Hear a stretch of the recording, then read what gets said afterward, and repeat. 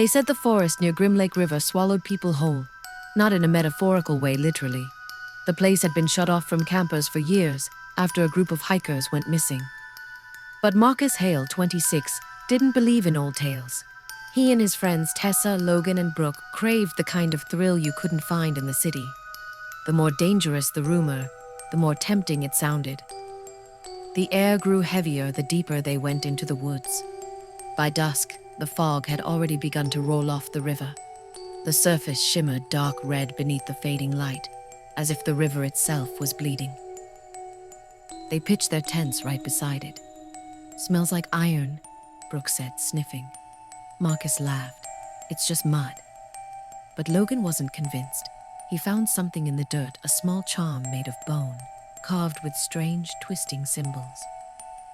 "Probably some witchcraft souvenir," Tessa joked, tossing it into the river. The moment it hit the water, the wind stopped. Every insect fell silent. Then the river began to move, not flowing, but pulsing, like something alive was breathing beneath the surface. That night, Marcus woke to the sound of whispering, low, wet voices slipping through the tent fabric like air through rotten wood.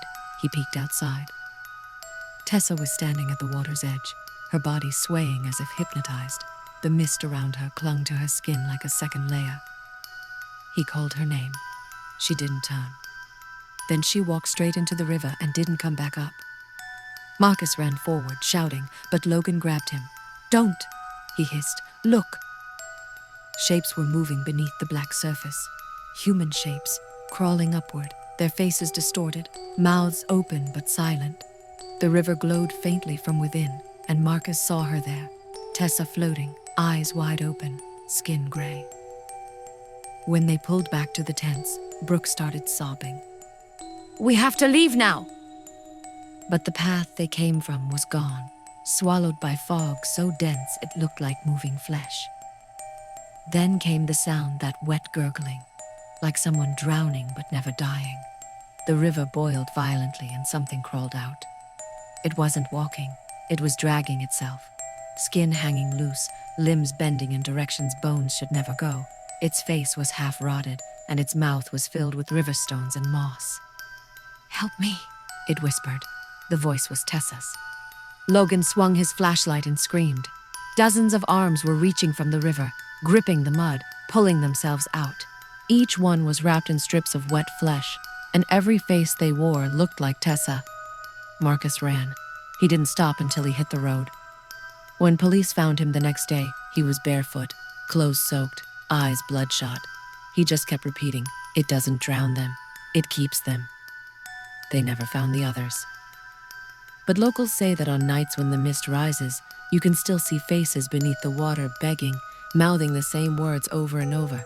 The river remembers.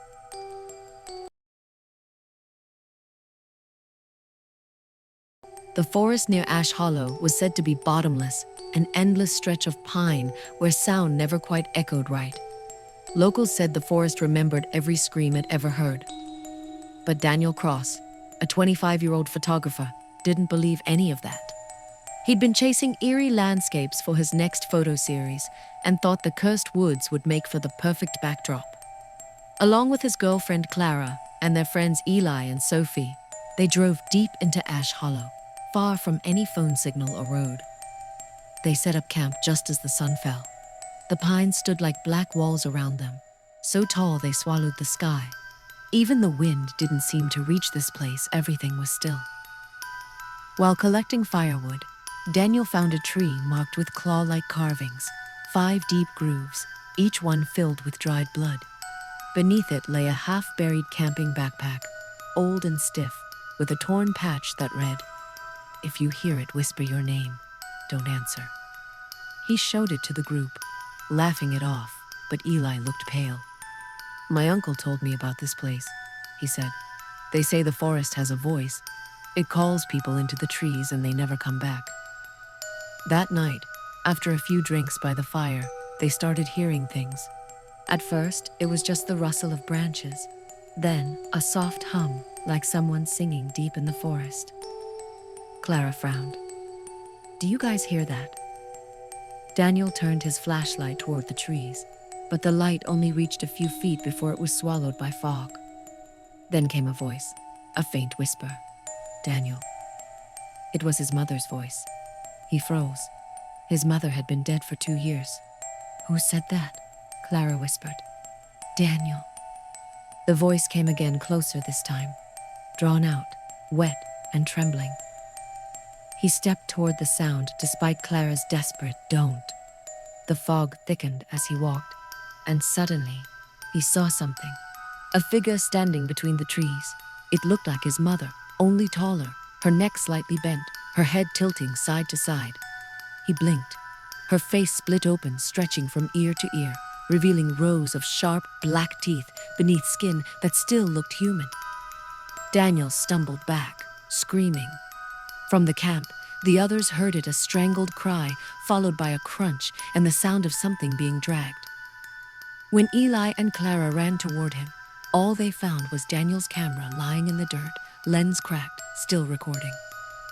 The footage showed his flashlight flickering, a tall figure crawling out from behind a tree, and then his own voice whispering, "Don't leave the fire." By morning, only the fire pit remained. No tents, no sleeping bags, no footprints leading out. Rangers later found the area sealed off, with one thing carved deep into the pine bark. It doesn't call your name, it learns it.